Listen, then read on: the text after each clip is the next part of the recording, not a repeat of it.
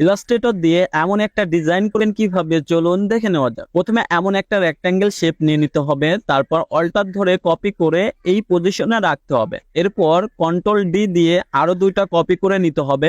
এখন সবগুলোকে সিলেক্ট করে সিম্বলে অ্যাড করে নিতে হবে। তারপর এমন একটা সার্কেল নিয়ে নিতে হবে, শুধু এই পয়েন্টটাকে সিলেক্ট করে কিবোর্ড থেকে ডিলিট করে নিতে হবে। এখন ইফেক্ট থেকে 3D অ্যান্ড ম্যাটেরিয়ালস থেকে 3D ক্লাসিক, 3D ক্লাসিক্স থেকে রিভলভ ক্লাসিকে যেতে হবে। এখানে পজিশন অন করে ম্যাপ আর্টে যেতে হবে। এখানে সিম্বলটা সিলেক্ট করে এমন ভাবে ফিক্স করে নিতে হবে, ফিক্স করে ওকে করে নিতে হবে। তারপর অবজেক্ট থেকে এক্সপ্যান্ড অ্যাপিয়ারেন্স করে আনগ্রুপ করে নিতে হবে। এখন এই নিচেরটাকে সিলেক্ট করে কালারটা একটু ডিপ দিয়ে নিতে হবে। তারপর আবার একটা সার্কেল নিয়ে সেম প্রসেসে 3D মডেল করে নিতে হবে। এখন এই ডিজাইনটাকে ব্রিং টু ফন্ট করে নিলেই হয়ে যাবে আপনার এমন একটা ডিজাইন করা। ভিডিওটি ভালো লাগলে সবার সাথে শেয়ার করুন আর ফলো এবং সাবস্ক্রাইব করে সাথেই থাকুন। ধন্যবাদ।